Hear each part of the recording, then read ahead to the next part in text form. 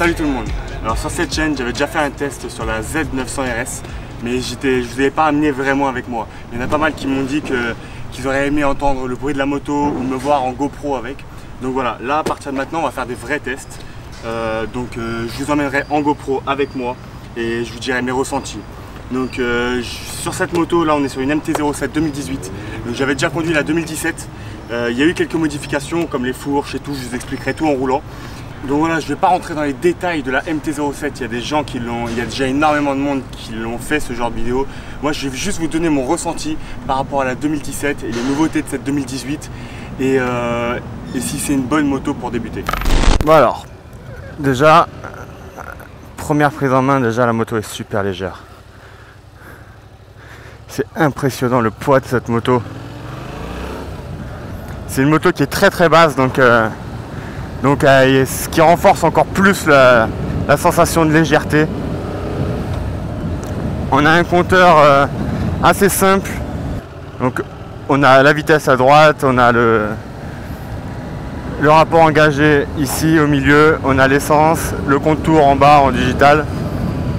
Ici on a la consommation moyenne au litre, consommation instantanée, après bon c'est les kilomètres et tout machin. La température extérieure de l'air, donc là on est à 37 degrés, il fait super chaud. Et la température moteur que je vais laisser pour voir si la moto elle chauffe beaucoup ou pas. Alors ce que je vous ai pas dit, c'est que la moto elle est en bridé. On n'en a pas à laisser en full. J'en essaierai une, j'ai un pote qui en a acheté une 2018. J'en essaierai une en full, mais ça sera pas du magasin. Après la plupart des gens qui achètent ce genre de moto, c'est souvent en bridé. C'est une moto qui a quand même beaucoup de caractère.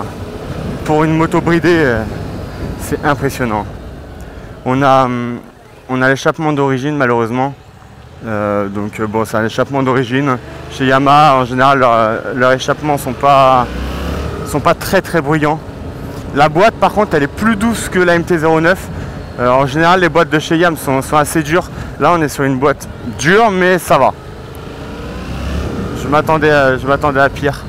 On arrive à freiner correctement à un doigt, mais on se fait pas peur sur le freinage. C'est vraiment un freinage assez doux. Même si on attrape les freins un peu vite, c'est pas le genre de moto qui va nous faire peur. Voilà, pour les nouveautés de cette 2018, on a un nouveau phare avant. Le phare avant vient de l'ancienne MT-09. Le phare arrière aussi qui a été retravaillé. On a des nouvelles écopes sur le côté là, on a de nouvelles écopes qui ont été ajoutées. Il y a eu des modifications sur les fourches. Donc les fourches ont reçu des nouveaux réglages. L'amortisseur arrière a été changé, c'est un amortisseur réglable en détente en pré-contrainte. Donc il y a beaucoup plus de réglages sur le nouvel amortisseur arrière qu'il y en avait avant. En 2017, quand je l'avais essayé, c'était vraiment mou la fourche. Les amortisseurs arrière, pareil. Là, on est sur quelque chose quand même d'un peu plus sain quand même. Et la reprise, c'est impressionnant. On a une poignée des gaz toute douce. Le moteur est vraiment linéaire. Ça pousse, mais c'est vraiment pas violent. Ça reste vraiment agréable. C'est une moto qui est facile à prendre en main. Donc comme la 2017, ce qui me surprend le plus, c'est le moteur. C'est vraiment ce qui est le plus surprenant. Le gros défaut qu'on avait en 2017, c'est les amortisseurs. Et Yamaha a amélioré ça. Ils ont un petit peu amélioré le look. Elle faisait un peu plus plastique. Là, j'ai l'impression qu'elle est mieux finie.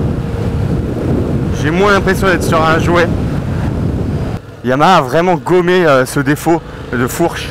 Et ça fait du bien. Franchement, on se retrouve avec une moto saine et vraiment pas dangereuse. J'ai l'impression aussi que l'ABS est moins gênant que sur le 2017. Il me gênait énormément au niveau du frein arrière. Là, il met quand même un moment à se déclencher. Alors, on a aussi un truc génial sur cette moto. Je sais pas, me demandez pas pourquoi, si c'est fait exprès ou pas. Quand on fait un wheeling avec, l'ABS se déconnecte. Donc là, on a l'ABS déconnecté. Regardez, si je freine du frein arrière, voilà. L'ABS est déconnecté. Avant, sur les anciennes, je me rappelle qu'il y a beaucoup de gens qui ont enlevé l'ABS, qui le déconnectaient exprès pour pouvoir faire des wheelings. Parce que quand on gère le frein en wheeling, c'est pas génial d'avoir l'ABS. Et là, en fait, l'ABS se déconnecte automatiquement. Là il est déconnecté et je pense qu'il faut que j'éteigne la moto et que je la redémarre. On va faire le test tout de suite. Hop, on va s'arrêter là. On va faire le test tout de suite.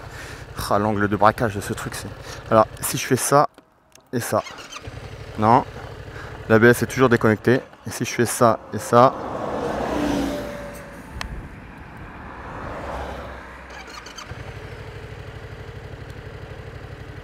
L'ABS reste toujours déconnecté. Ah, c'est bon, il s'est remis. Voilà. Donc là, l'ABS est remis.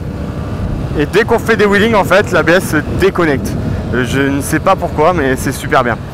Parce que du coup, ça évite d'enlever l'ABS. On peut le garder. Yamaha a bien optimisé la transmission et ça, c'est génial. Parce qu'on a une moto qui reprend super bien. En fait, on a une moto bridée, mais on n'a vraiment pas la sensation d'avoir une moto bridée. J'ai conduit beaucoup de motos bridées et à chaque fois, bah, tu te dis, ouais, elle est bridée, quoi. Là, celle-là, c'est super agréable. Même bridée, on est sur quelque chose d'assez agréable, quoi. Regardez la reprise, dès qu'on ouvre un peu, ça reprend directement. Bon, moi je fais quand même 1m90 et on est quand même super bien assis sur cette moto. Je me sens pas mal à l'aise. Et pourtant c'est une moto qui est assez basse. Mais je me sens vraiment pas mal à l'aise, je me sens bien dessus. C'est vraiment, je pense, la moto la plus simple que j'ai conduite, quoi. Il y a vraiment, c'est très difficile de lui trouver des défauts. Pour une moto, on va dire que c'est une moto qui est axée pour les jeunes conducteurs. Elle est quasiment parfaite, cette moto. Donc voilà, pour moi toutes les motos sont bien. Et il y en a qui ont plus de défauts que d'autres, mais il suffit de savoir ce que vous voulez en faire. Pour un jeune qui veut s'amuser, en première moto par exemple, voilà, une MT-07 c'est génial. Pour quelqu'un qui veut se faire de la balade, qui roule pas trop régulièrement, qui veut juste faire de la balade le week-end, peut-être une Harley, voilà, chaque moto est différente et on peut pas dire qu'une moto est mauvaise, elle est juste pas forcément faite pour nous. Ah, la facilité, l'embrayage, on a l'impression qu'on peut jamais caler avec cette moto. C'est impressionnant. Non, je vais aller là-bas. Bon alors voilà, je viens de rouler exactement 55 minutes avec cette moto. C'est très difficile de lui donner des défauts, à part sa selle qui est un petit peu dure. Elle a été améliorée apparemment pour le confort, elle reste quand même un peu dure. Au bout d'une heure de route, en plus j'ai fait beaucoup de lignes droites, donc ça fait un petit peu mal. Le son de l'échappement, il est bien, mais il est un petit peu discret. Ça manque d'un petit Accra à l'achat. Je pense qu'il faut penser à prendre un Accra. C'est une moto qui consomme rien, qui est facile, qui est stable. Même à haute vitesse, elle reste stable. À basse vitesse, c'est vraiment un vélo. Il y a très peu de défauts sur cette moto. Les seuls vrais défauts qu'il y avait, c'était les amortisseurs. Et en 2018, Yamaha les a gommés, ces défauts. Donc voilà, il ne reste vraiment pas grand chose. On est sur une excellente moto. Et je pense pas qu'il y aurait une meilleure moto en A2. Je pense que ça restera la meilleure. Les autres peuvent être bonnes, mais celle-là c'est vraiment pour moi la meilleure moto A2 pour l'instant. Il y a beaucoup d'essais sur cette moto. Sur la 2018, il n'y en a pas énormément. Je vous ai vraiment donné mon ressenti et les petites améliorations qu'ils ont fait. On s'attardera un petit peu plus sur les détails sur des motos un peu moins connues, comme par exemple la SD650. On en a beaucoup entendu parler de l'ancienne. La nouvelle, je trouve qu'on n'entend pas beaucoup parler. Je ne sais pas du tout ce qu'elle vaut. Esthétiquement, j'aime bien.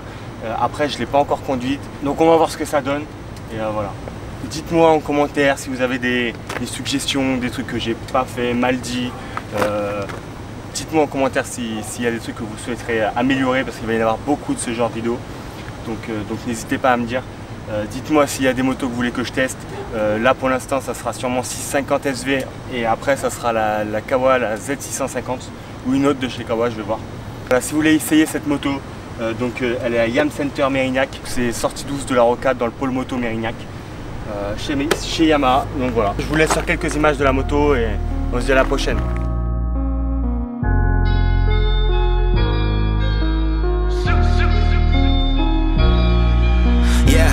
Made from that dream, all this grew from that seed. Pain comes from that beauty, right? So real is all that I bleed. Hate is all that I see. This world divided in three. If my lyrics change the world, I swear this music's all I breathe. I took that pain, I let it out. It don't take control of me no more.